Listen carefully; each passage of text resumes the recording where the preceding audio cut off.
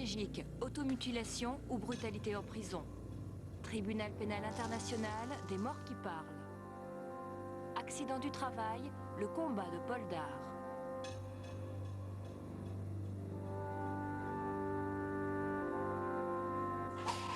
Bonsoir. La question des brutalités en milieu carcéral est récurrente, comme l'illustre le drame survenu le 7 juin 1998 à la prison de Chandelon, à Genève. Comme toujours en pareil cas, deux versions diamétralement opposées sont soumises à l'appréciation de l'autorité judiciaire. Un acte d'automutilation, première thèse, ou de mauvais traitement de la part d'un gardien de prison, seconde thèse, sont nécessairement à l'origine des lésions irréversibles subies par Felipe Lourenço. L'enquête, conduite par le juge d'instruction Junot, qui n'a comporté aucune reconstitution, a mis hors de cause le gardien qui n'a donc pas été inculpé. Le dossier sera présenté le 25 octobre prochain à la chambre d'accusation, qui statuera sur le recours interjeté par Felipe Lourenço. Une procédure qui, au-delà de ses enjeux concrets, met en cause la crédibilité d'une direction sévère de l'univers carcéral, prônée par un directeur remplacé depuis, et dont les méthodes avaient été fortement critiquées par le personnel de l'établissement genevois. Je ne peux pas bouger rien, mon bras, mes jambes, je ne sens plus rien, moi. C'est horrible, ça. Vous comprenez? C'est pour ça que je prie ça. Si Dieu résiste vraiment, lui va payer lui. Justice va se faire si Dieu résiste vraiment. Depuis 2 ans, Felipe Lourenço se bat pour que la justice veuille bien croire sa version du drame qui l'a rendu tétraplégique. Un drame survenu à Genève, dans la prison de Chandelon, le 7 juin 1998. Le jeune Brésilien, interdit de séjour en Suisse, est alors suspecté d'avoir utilisé frauduleusement une carte de crédit. Il est arrêté et écroué à la prison de Chandelon. À 16h30 ce 7 juin, Felipe est entendu par le juge d'instruction Carole Barbet et sa greffière. C'est à la sortie de cet interrogatoire que l'accident a lieu. Voici les deux versions du drame.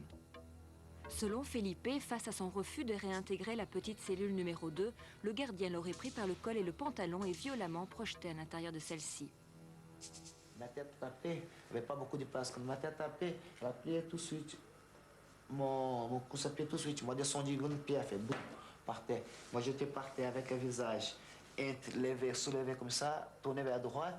Et je demandais lui, s'il te plaît, aide-moi, appelle le médecin, vous avez cassé mes épines. Un Brésilien, il n'a pas compris, lui, mes épines. Je lui ai dit, monsieur, vous avez cassé mes molles épines. Là, il dit, oui, oui, oui. Il a pris mes jambes. Après que je demandais d'aide, tout ça, il a pris mes jambes.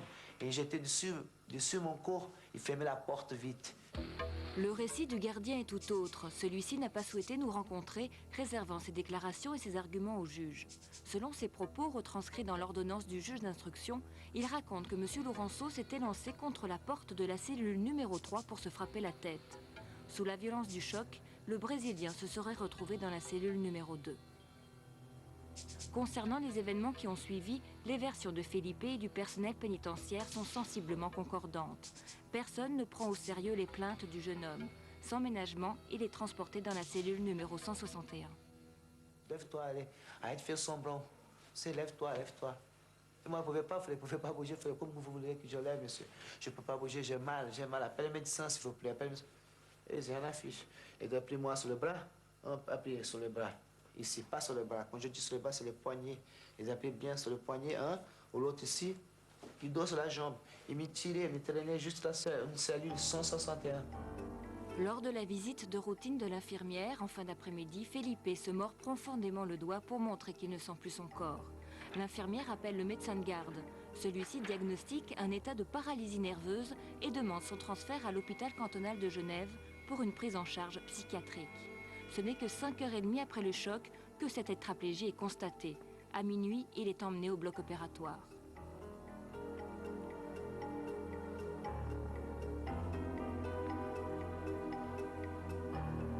Aujourd'hui, Felipe vit toujours à Genève avec sa femme Véronique, rencontrée à l'hôpital Beauséjour. Il a retrouvé un peu de mobilité au niveau de la tête et des bras. Très entouré par sa famille, il a suivi l'enquête du juge d'instruction Christine Junot. Faute de charges suffisantes, celle-ci a renoncé le 25 août dernier à inculper le gardien. Une décision basée surtout sur le rapport de 3 experts en neurochirurgie et orthopédie. D'après leurs investigations, la version de l'accident de Felipe n'aurait pas pu occasionner sa tétraplégie.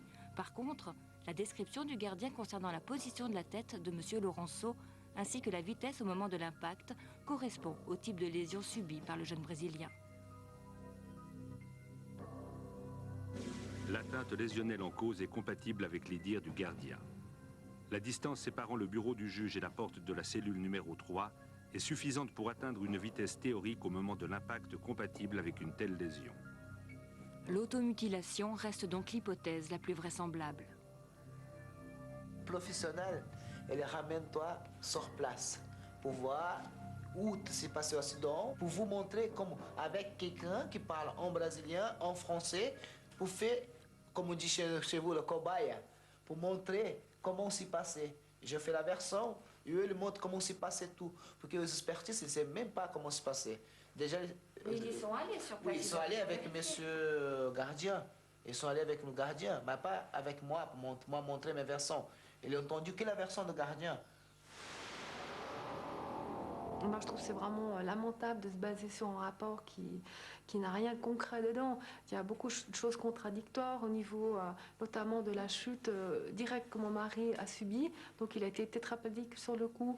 Et puis là, il s'explique éventuellement qu'il aurait pu faire cet acte en tant qu'automutilation. Mais sachant que lorsqu'on a un acte de ce genre, on est prévenu et on devient très rigide.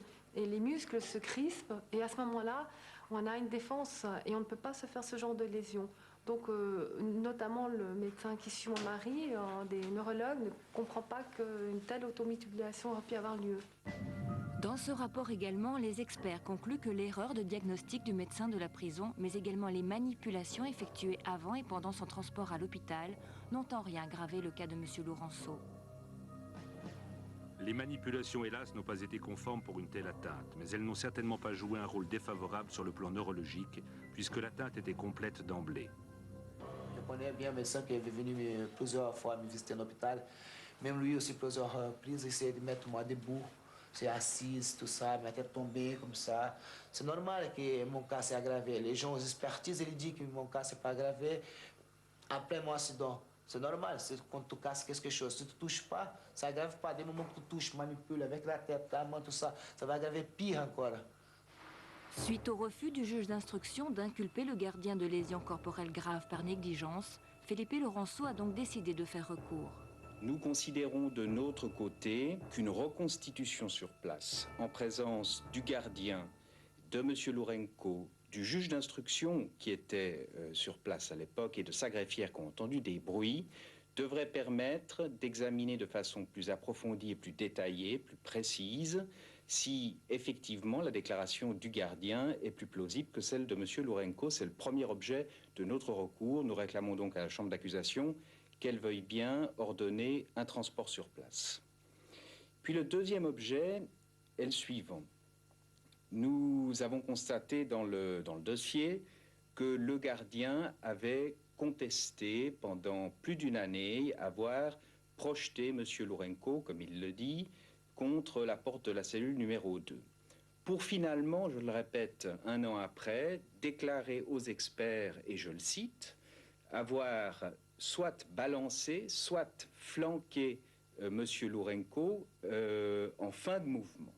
Sur la base de cette déclaration, nous estimons qu'il existe des indices concordants et suffisants d'une commission d'infraction et que la chambre d'accusation devrait constater l'existence de ces indices et donc demander au juge d'instruction de prononcer l'inculpation du gardien. Voilà le double objet de notre recours. Maître Robert Assel, l'avocat du gardien, conteste, lui, d'éventuels aveux de son client. C'est le 25 octobre prochain que la chambre d'accusation entendra les avocats de M. Lourenço et du gardien et décidera si la justice s'est donné tous les moyens pour connaître la vérité. Dominique, quand deux versions aussi diamétralement opposées s'affrontent, et surtout avec un drame dans des circonstances aussi inhabituelles, est-ce qu'on n'organise pas automatiquement ou systématiquement une reconstitution? Ce n'est pas une obligation imposée au juge d'instruction qui a toute liberté quant au choix des actes qui concourraient à la manifestation de la vérité. En l'occurrence, ce juge a opté pour une expertise à laquelle on recourt à chaque fois qu'une question à caractère technique se pose. Cette expertise a exclu assez catégoriquement d'ailleurs la thèse de la partie civile et le juge d'instruction a estimé devoir mettre un terme à son enquête à l'issue de cette expertise. C'est sa souveraineté et il faut la respecter. On verra ce qu'en pensera la chambre d'accusation puisque la partie civile a renouvelé cette requête tendant à ce qu'une reconstitution soit ordonnée. D'accord, l'avocat donc de Felipe Lourenço peut exiger une reconstitution? On peut le demander, et la Chambre dira si cette requête est à ses yeux fondée ou non. Avec l'accession au pouvoir de Vojislav Koštunica,